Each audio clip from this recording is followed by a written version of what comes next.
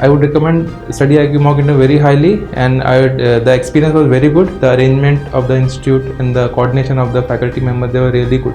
Yes, it was a good experience and I recommend it to others as well. I will highly recommend everyone who is preparing for civil service, especially for interview.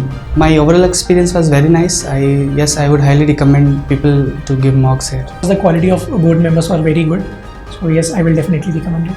Definitely the interview experience was very good. It was an overall nice experience, and yes, I would be recommending it to others as well. Yes, ma'am, certainly. Yes, I would recommend. I would definitely recommend. I will recommend you highly that you should have once a conversation in Studyiq as well.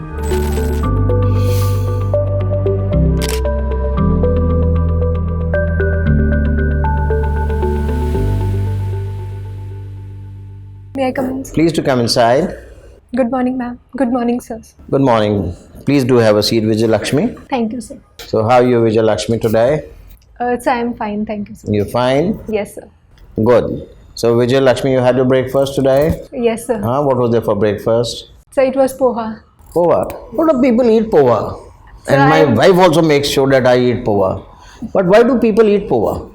Sir, I actually had mock in Sankalp, so they have made it. So perhaps the nutritional value of the poha, that it is made of the coarse grain, maybe. Okay. Maybe or it is? So it is made of rice, I believe, not the coarse grains. Okay. Yes, sir. ठीक है. So you're well fed, and we expect that you'll show a lot of energy while interacting with us, huh? Yes, sir. So this is your first mock, or you've given mocks before this? So I have given 3 mocks before. 3 mocks. So what have you learned from the previous 3 mocks?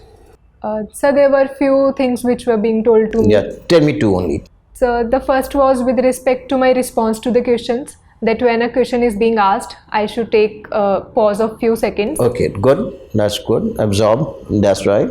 And second? So second was with respect to maintaining calm and composure and smiling in the mock interview. Okay. So you got the best of the tips that anyone could have given you. That's wonderful. I was very impressed that you have done law. Yes, sir. So when we do law, what do you think is freedom of speech? So freedom of speech is one of the fundamental rights guaranteed under Article 19. And so it allows people to express freely without any hindrances or obstacles from the government.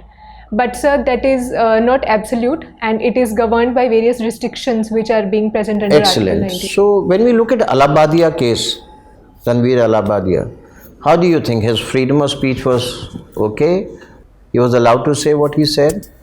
So although whatever he said, that was not something which is acceptable to the society, and he should have maintained restraint given the fact that he was delivering this speech on a platform where it had access to the large number of people. Okay. So do you propose that there should be some censorship so that these kind of incidents don't take place, and the Supreme Court, everybody is dragged into it, so we can nip the evil in the bud instead of having it coming into the public and then nixing it? So certainly there should be some content and social media regulation which should be put in place. For instance, the content regulation can be done with respect to the age appropriate viewership of the content. And apart from that, sir, the self-restraint should come from the OTT platforms within rather than a censorship from the government. That's a good thought that everybody is talking of self-restraint. If we have self-restraint, then there's no need for rules, regulations. So certainly, sir, rules does provide a way forward which the persons need to follow. But sir, if we put lots of censorship on freedom of speech and expression, sir, it can have spillover effect, and a slippery slope can be created which can be used further for other purposes in the future. For example? So for instance, if the government of the day might think that the thoughts are not appropriate according to their ideology, they might restrain that thing. So that can something which can hinder the freedom of speech and expression. So, but we are a democracy, we elect the government. If we find that the things are not appropriate, like what we saw in the present elections, the government in Delhi has been changed because probably the government felt that what they were promising was not being delivered. Now let me take you to another point on the slippery slope again. When Mamta, the Chief Minister, calls as a Mrityu Kumbh, how do you look at it? So although I am not aware that she has made this statement. Okay, my last question to you. So let's leave all this politics because this keeps on happening. Let me. My last question to you would be, how do you look at cartographic aggression? Are you aware of cartographic aggression? Yes, sir, the China which is changing the maps. I suppose you're talking about that. That's right. That's right. I'm talking of cartographic aggression. Very right. So how do you look at it? Sir, I believe the cartographic aggression is against the sovereignty of a state. The established borders which are being present between the countries, that needs to be respected between the nations. So give me some examples of cartographic aggression. So the one practiced by the China in the Arunachal Pradesh, and so in the past they have come up with the new maps in which they have included some portions of India. Okay, excellent. I'm so glad that you're aware of it. I enjoyed interacting with you, Vijaylakshmi, and I wish you all the best. Thank you so much, sir. Thank you. Who was Vijaylakshmi? Sir, she was the sister of Pandit Jawaharlal Nehru, and she was the first women president of United Nations General Assembly. Okay.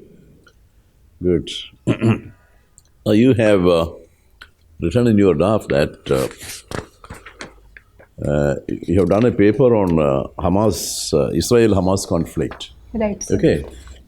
Now, in this Israel-Hamas conflict, who is right and who is wrong, according to you? So, in wars, I think there cannot be one party which is right or wrong, given the fact that the ultimate casualties are done upon the people and who are the sufferers. But so if we look at the present context, it is mainly a territorial dispute which is continuing from the centuries. And so the present aggression by the Hamas on October 7, 2023, which it did, it had ultimately provoked the new series of war which has currently happened. So, sir, for the current thing, I believe Hamas should not have done or provoked Israel for this particular thing. But so ultimately, even the Israel should have maintained the principles of reasonableness, proportionality, as well as distinction while retaliating against the Hamas. What about the right of the Palestinians to have a state of their own? So certainly, I also support this idea that there should be a state for Palestinians as well, as it has been outlined in the two-state solutions of the United Nations. Good. Yes, sir. That's right. Your subject is law. Yes, sir. Selection and appointment of the Chief Election Commissioner and the Election Commissioners. You have a law. Recently, Chief Election Commissioner and perhaps one other commissioner were appointed under this law. Okay. But there is a controversy about the composition of the committee, selection committee. It consists of Prime Minister and a cabinet minister to be chosen by him and the leader of the opposition. Do you think this composition of this committee, I'm not asking about the decision of the committee, this composition of the committee, is it constitutionally correct? So the Supreme Court verdict, it has only said that till a law has been made by the Parliament. No, I didn't ask I didn't ask about the Supreme Court. I know that. That is not the issue. Whether the Parliament made law which contains this particular provision for the composition of the selection committee, whether that is in accordance with the Constitution or whether it violates any particular part of the Constitution. So the basic feature of our constitution is free and fair election. And so for that, I believe the committee which leads to the selection of the election commissioners, that should be more democratic. And so the justice should not only be done but seen to be done. And for that, I think the perception matters a lot in democracy. And for that, sir, I believe... You are a law student. So I was asking you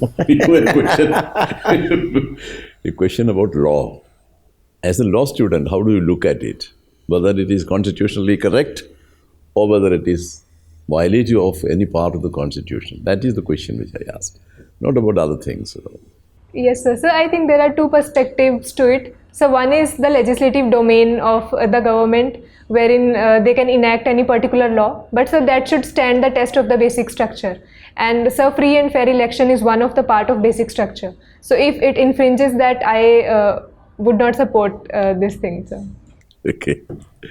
I will ask you another question about the Constitution. Because since you are a law student, so I should I think I feel inspired to ask you questions about law. Article 3 gives a lot of power to Parliament to create new states, to create union territories, change the name of the state, change the boundary of the state, diminish the size of the state, and all that. All these things, these powers have been given to Parliament under Article 3 of the Constitution. But my question is, does this article give power to Parliament to convert a whole state into a union territory?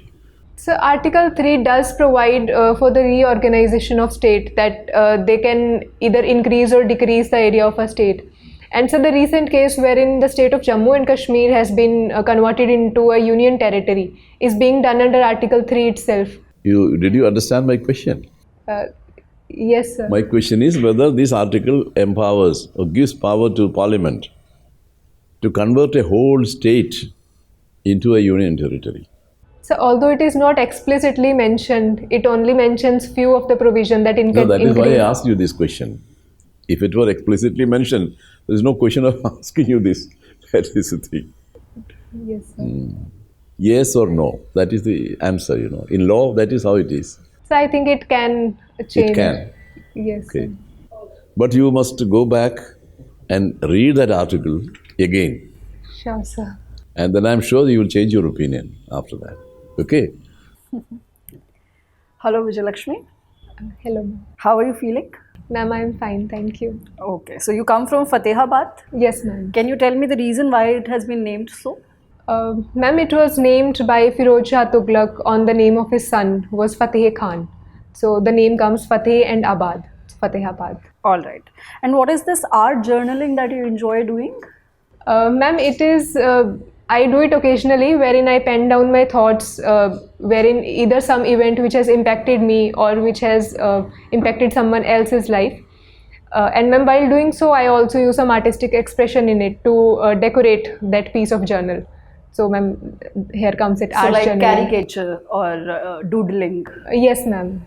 So how would you doodle today's panel? Yeah? Yes, ma'am. Would you find a place in your journal? Yes, ma'am. The first mock which I had given, I had doodled about that one. All right. Nice. And how is journaling different from diary writing? Ma'am, diary writing can be something which is a continuous process wherein people write their diaries for daily happenings. But ma'am, even in journaling, there can be various forms, and diary writing can be one of the form of journaling. But when you do it occasionally, or not with respect to specific, not with respect to your daily schedule, but even you mentioned about the events, I think that is a broader aspect which can be covered into the journaling part. So what was Bentham's definition of jurisprudence? Sorry ma'am, I am unable to recall at the moment. All right. How would you look at Russia-Ukraine war from the perspective of international law? Ma'am, from the perspective of international law, there is one principle which is enshrined in UN Charter, that is right to self-determination and also maintenance of peace and non-aggression. So if any nation violates that thing, that goes against the spirit of international law itself. So ma'am, the steps which have been taken by Russia to annex various territories of Ukraine, that can be considered as violative of international law. And how is Russia defending itself using the same UN Charter? Can you elaborate on that? Yes ma'am. Ma'am, Russia is basically talking about the right to self-defense, wherein it is apprehensive of the NATOization of its border. So it wants to maintain a buffer between the NATO nations. Which article talks about self-defense? Ma'am, Article 51 of the UN Charter. All right. So how is culture and identity of Haryana different from that of Punjab? Since you have lived partially in both, I would want to understand from you, how is culture and identity of Haryana distinct from that of Punjab? Give me 3 pointers. Ma'am, one difference in culture is with respect to the language. In Haryana, it is mainly composed of Jat, which speaks Haryanvi language, and in Punjab, we have Punjabi. You said Jat speak Haryanvi language. What does that mean? What do other people speak there? Ma'am, it is also not a homogeneous state, but mainly it is perceived that it is Jat dominated state, and Haryanvi is language which is spoken by most of the people. But ma'am, apart from that, other castes are also there which speak Punjabi and even Hindi. And other indicators? Ma'am, second is with respect to the dressing sense of the people. Ma'am, in Punjab, we have the suits and the kurta pajama which is being worn mostly. But in Haryanvi rural society, ma'am, women also wear the lehenga choli. That is daily life? Yes, ma'am, it is worn in daily life, mainly in the rural areas. But in urban areas, that is more or less. Okay. Third? Ma'am, I am unable to think of any other thing. Okay. So you've also worked on climate change and displacement of people. Did you also look at it from a gendered perspective? Yes, ma'am. And what were your key observations there? Ma'am, first is that climate change disproportionately impacts the women. Ma'am, mainly because first they do not have access to the economic resources as their men counterpart have, which ultimately denies them right to make any choices when they are being displaced. Ma'am, second is climate change, like women are more into the household activities and also in the agriculture, which are worst affected by the climate change, for instance the pollution. So that disproportionately impact their health as well. So since you speak of impact on the health of women, there are certain specific impacts of climate change on maternal health. Can you point out? Ma'am, I am not exactly sure of the specific impact on maternal health.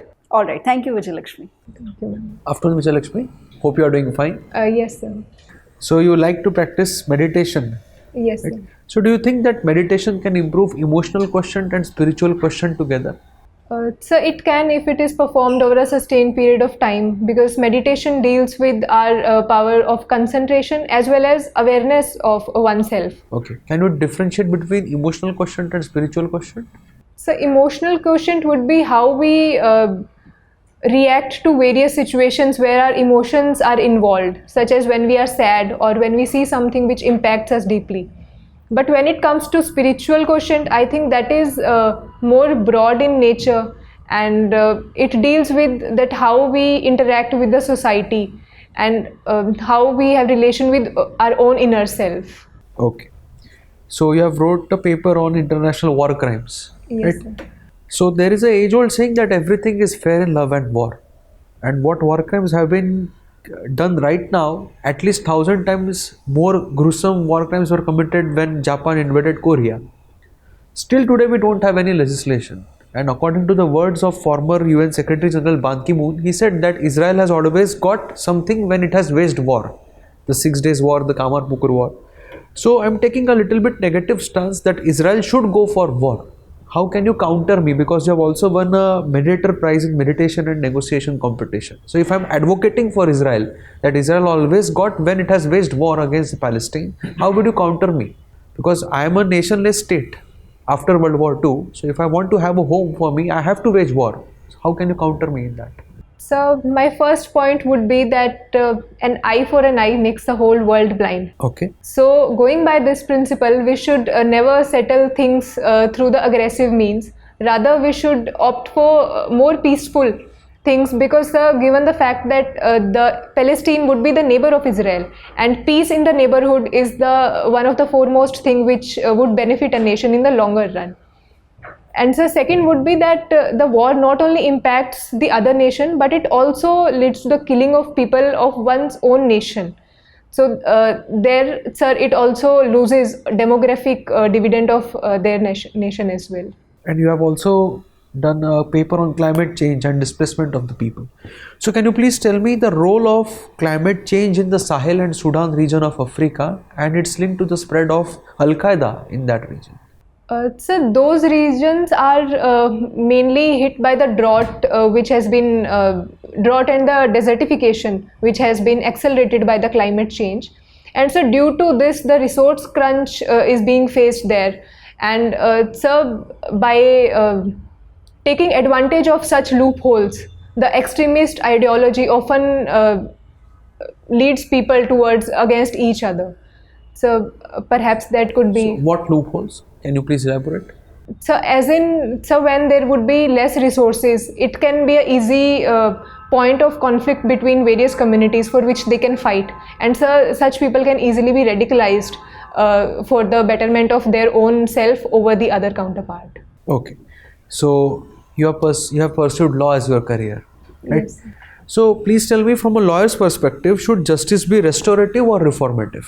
So justice, the end goal should always be reformation. Okay. So although the immediate focus is to remove the harm element from the society and put them behind the bars. Okay. So my last question to you is: capital punishment for a rape convict justified? Is it restorative or is it reformative? What will be your stance on this? So it is not reformative. Okay. But sir, it can. So I support this idea of capital punishment in rape and the other heinous crimes. So because if a person is beyond repair and becomes a threat to society at a large, and so if it ultimately breaches the dignity of the other person, in considering these things, I think on case-by-case basis, by looking at the conduct of the person, if he cannot be reformed, then so will life sentence won't do the thing for you? Sir, life sentence would also do the same thing, but sir, there should be some precedent in the society which can create deterrence among the larger masses. Okay, thank you so much, Vijaylakshmi. So we virtually come to the end of this interaction, but I was quite intrigued by the thing because lately, whenever I see any law student or any lawyer talking, they only talk of basic structure. So what is basic structure actually? How do you define it?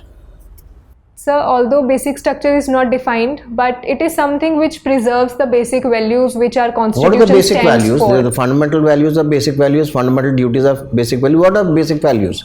So without which our constitution would not stand in the present form in which it What is are at they? present. That's what I'm asking. The values in the preamble? Yes, ma'am, the values enshrined in the preamble. For instance, secularism is one of the basic structure which upholds the constitution as well as the ethos of our Indian civilization. So do we understand that till 1976 we were not a secular country and we didn't have the basic structure in this constitution? Was this came as an amendment in 1976? Yes, although it was not explicitly mentioned, but constitution catered for it, 28 to 31? Yes, sir, the basic structure doctrine came in 1973. By the Keshavananda Bharti case, but even prior to that also the values which are being enshrined in the constitution. Okay, thank you. We enjoyed interacting with you. You may just wait for a while. We'll just call you. Thank you, sir. Thank you. Thank you, sir.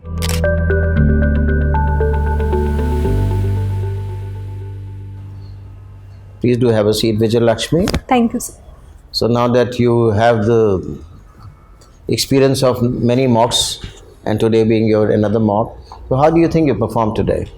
So I think it was not up to the mark. When it comes to the legal questions, I think that I need to cover in more detail as well as more precise answers should have been given. Yeah, we partially agree with you. First is that we definitely agree to the later part when you say precise answer. That means a little more coherency in answers are definitely required.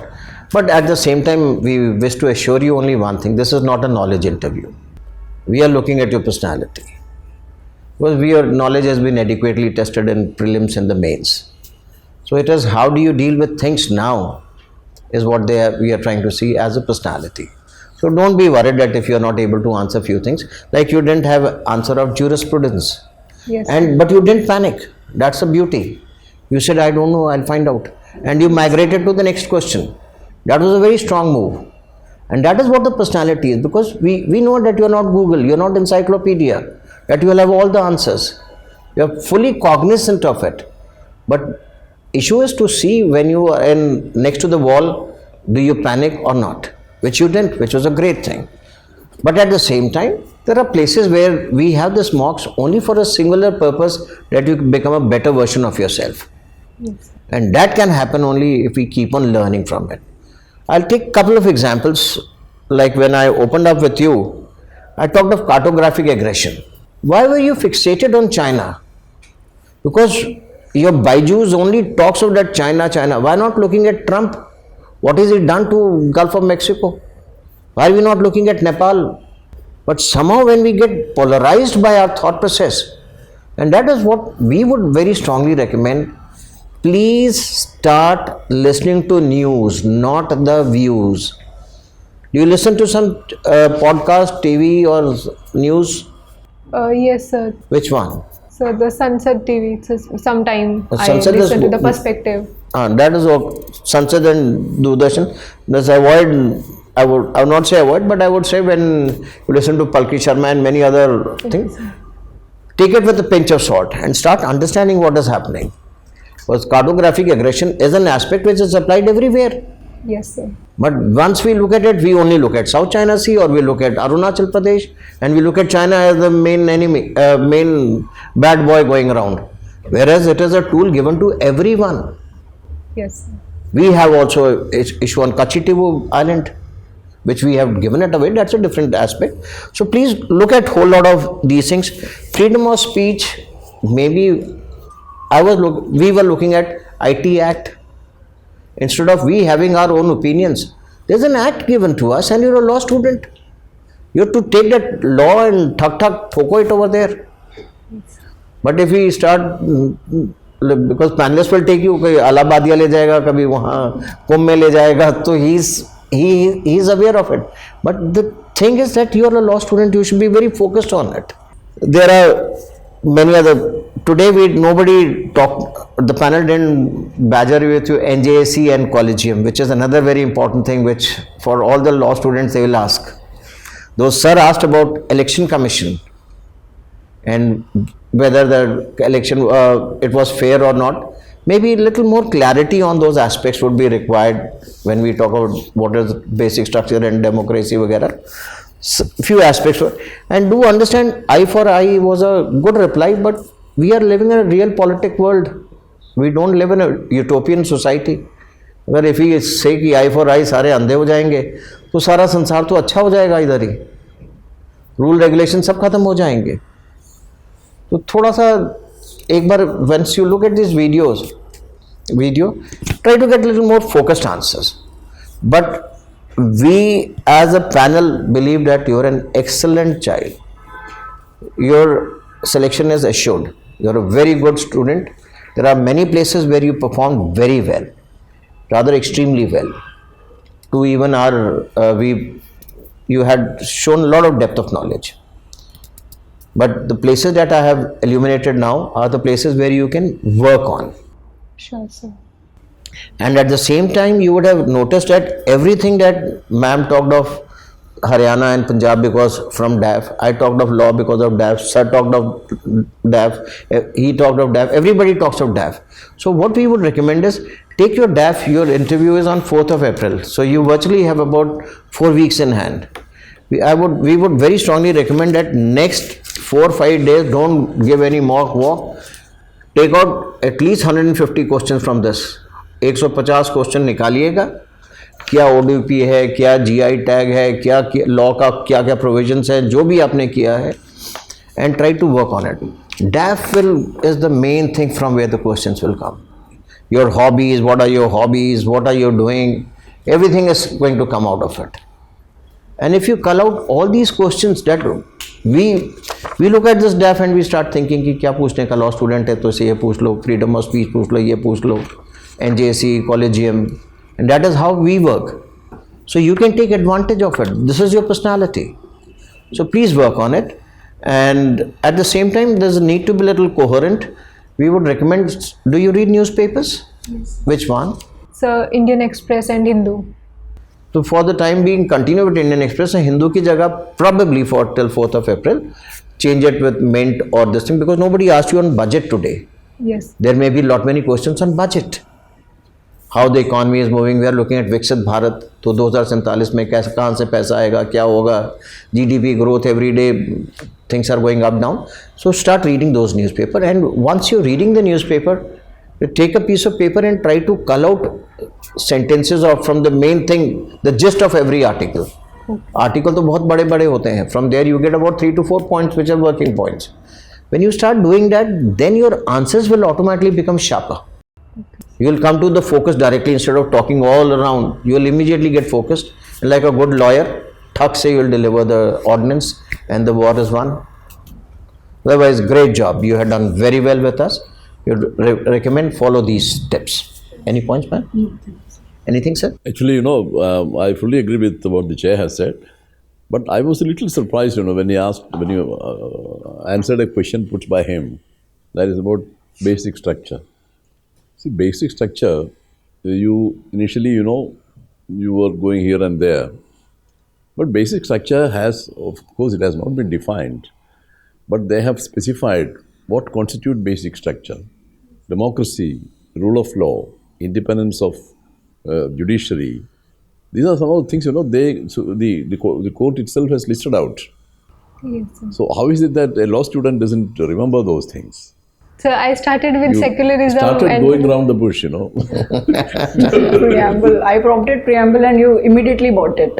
Yes, sir. Perhaps I was focusing on the definition part rather than the constituents. No, you know that it has not been defined. That is the end of it. But they have specified these are things. These are the features, aspects of basic structure. That must be ready, in your mind. Yes, sir. Okay. Very good job, ma'am. Thank you. We enjoyed interacting with you, and we wish you all the best. And we expect a mithai ka dabba from It was you. a very good performance. We all appreciate it. Little smile will also add. मैं बताना भूल गया. You're wonderful. This thing, your English is good. You're very articulate, very candid.